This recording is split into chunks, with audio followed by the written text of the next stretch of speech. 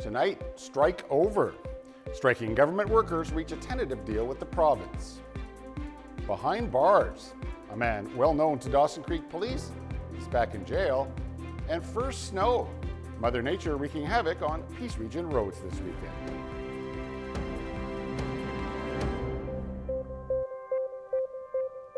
Well, good evening and thank you for joining us. And we begin after 8 weeks of job action.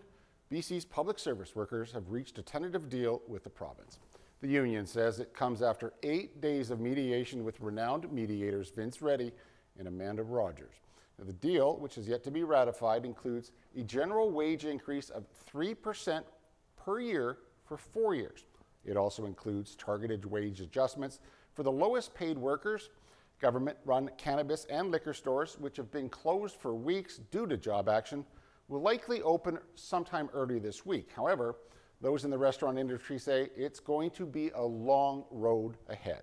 We expect there's going to be about 8,000 or 9,000 orders on the day that the operations resume, and that represents 700,000 or 800,000 cases.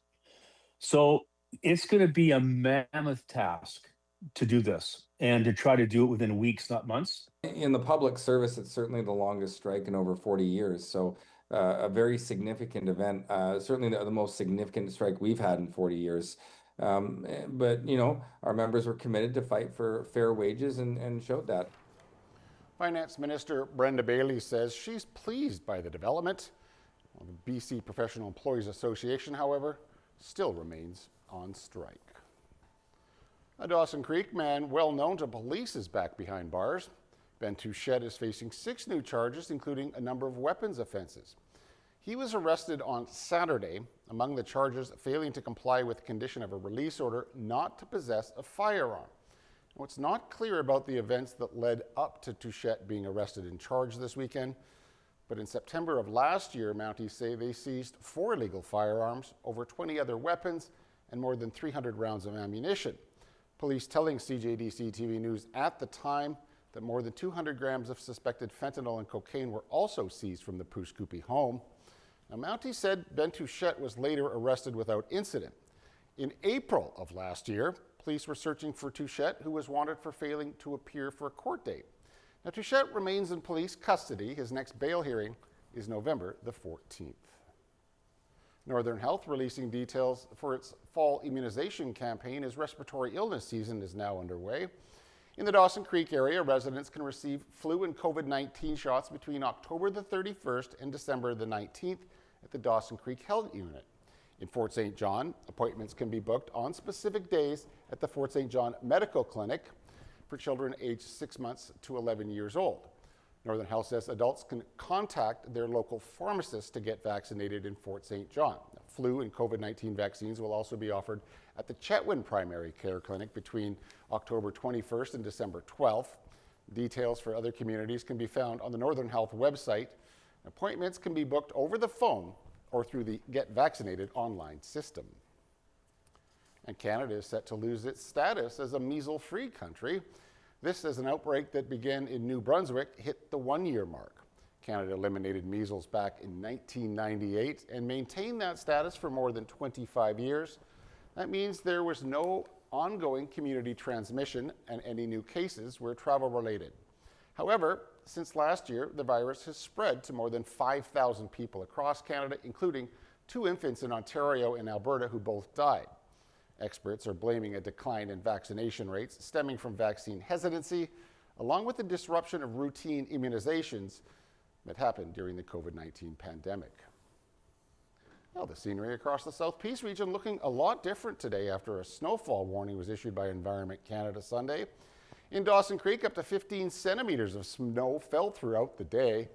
Motorists saw light snow mixed with periods of freezing rain. Well, today, the city saw more flurries, and Environment Canada is calling for a 60% chance of snow over the next 2 days. Argo Road Maintenance reminding drivers to be prepared and to adjust your driving habits to changing road conditions.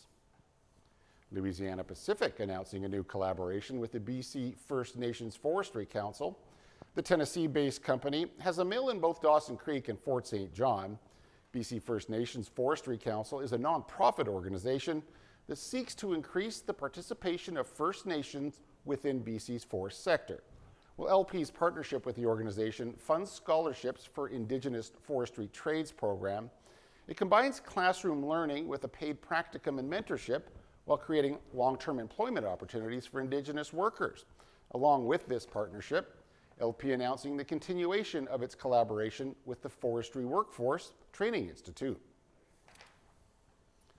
A man from the Kootenays who fought off a grizzly bear attack while hunting earlier this month has now died as a result of his injuries. 63-year-old Joel Pendry was a former boxer who punched and even bit the bear after it charged him north of Cranbrook. He survived the attack but suffered serious injuries. His wife says he was able to walk around the Kelowna General Hospital, but he then died from what doctors believe to be a blood clot. Premier David Eby calling for a quick movement from the federal government as it looks to pass a new bill on bail reform. Well, today in Victoria, his concerns regarding repeat offenders were echoed by the Minister of Justice. Too often, we wake up to newspaper headlines that indicate yet again a violent offender has been released on bail, only to have reoffended. Too often, we see cases make their way into the public discourse where it's hard to understand how a specific penalty has been issued given the severity of the crime that's being considered. The Bail and Sentencing Reform Act is going to make meaningful changes. The bill will make it more difficult for repeat lawbreakers to be released while awaiting trial. It has a specific focus on accused sexual offenders and those linked to extortion cases. If convicted, it also ensures tougher sentences on folks who've committed multiple violent crimes. It looks like there's more turmoil brewing for the leader of the BC Conservatives. A new poll suggesting nearly half of all voters who threw their support behind John Rousted in the last election now want him gone. The Angus Reid poll suggests 48% of people who voted for the Conservatives in 2024 would now tell Rousted to resign. But when it comes to current voters, that number falls to 40%. The spotlight has been on Rousted recently, with 5 MLAs leaving his party since the election. But Premier David Eby isn't escaping criticism either. Over half, 53%, say BC is on the wrong track, while 56% say they're dissatisfied with Eby's government's performance. Overall, the polling suggests the Conservatives have a slim 1-point lead over the NDP. About 51,000 teachers in Alberta have been ordered back to the classroom, potentially ending a strike that's drawn on for weeks.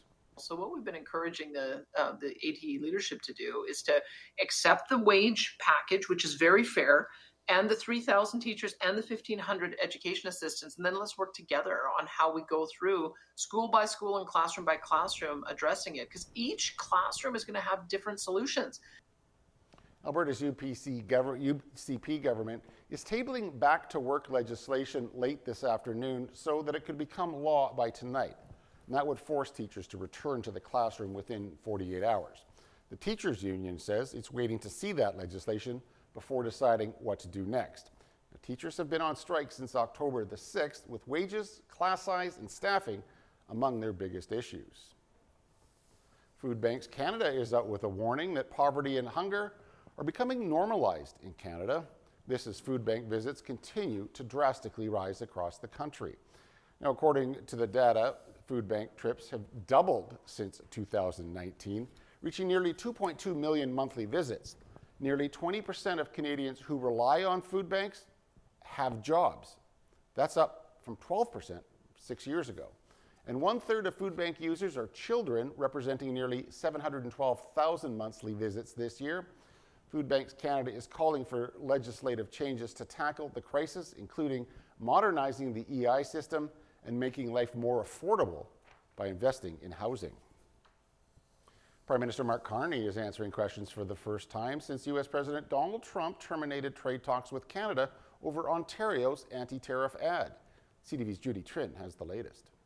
Official handshake. The Prime Minister began his day with a meeting with Malaysia's Anwar Ibrahim, the 4th leader from Southeast Asia that he has sat down with at ASEAN. But the one-on-one he needs is slipping out of reach.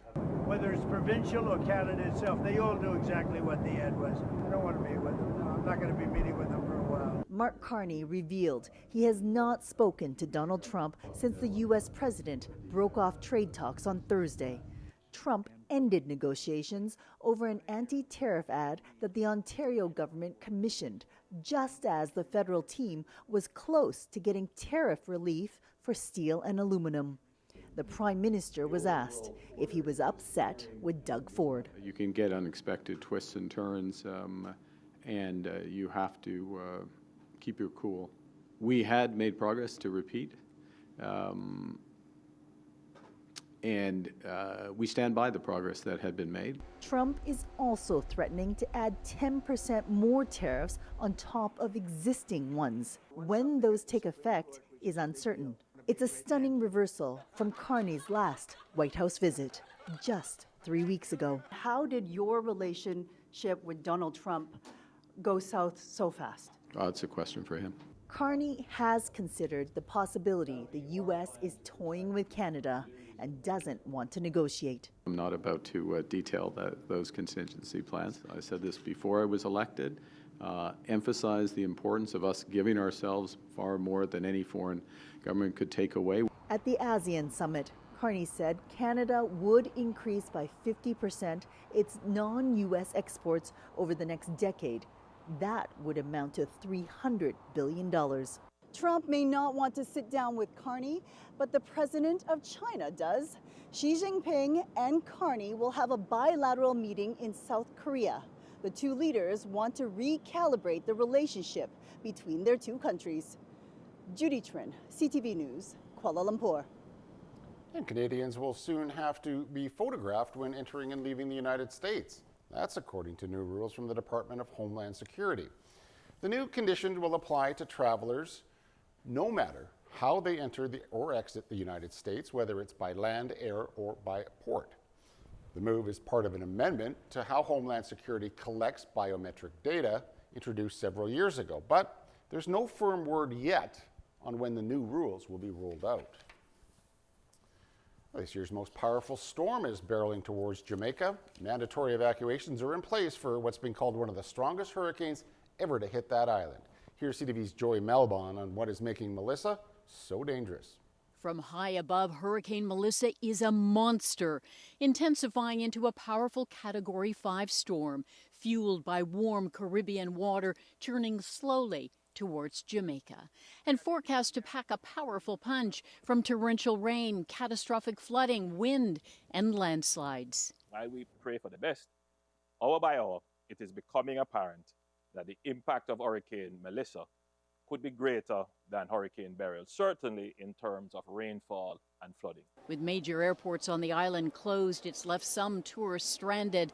The time to evacuate, say officials, is over. It's a very dangerous hurricane that is approaching us, and we want to make sure that every Jamaican is safe. As residents brace for one of the worst hurricanes ever to hit the island, those who chose to stay rushed to stock up on food and supplies. I was hoping to get some bread, but the shelves are empty. More than 800 shelters have opened, and residents are being warned to get to a safe place now. Life-threatening flash flooding, roads impassable, communities cut off.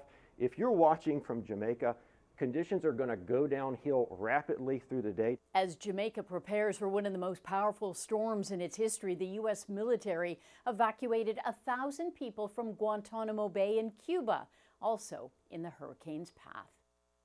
Well, to the other side of the Atlantic Ocean now, where French police have arrested 2 suspects in the brazen daylight jewelry heist at the Louvre. 2 men in their 30s are in custody. One suspect was arrested at a Paris suburb. The other was nabbed as he was about to board a flight to Algeria. Gloves, a jacket, and DNA samples were reportedly found at the scene of the crime. Thieves broke into the Louvre last week. They used a crane and stole 8 pieces of French royal jewels worth an estimated $102 million. All right, please do stay tuned. Noah will be right back with weather after the break.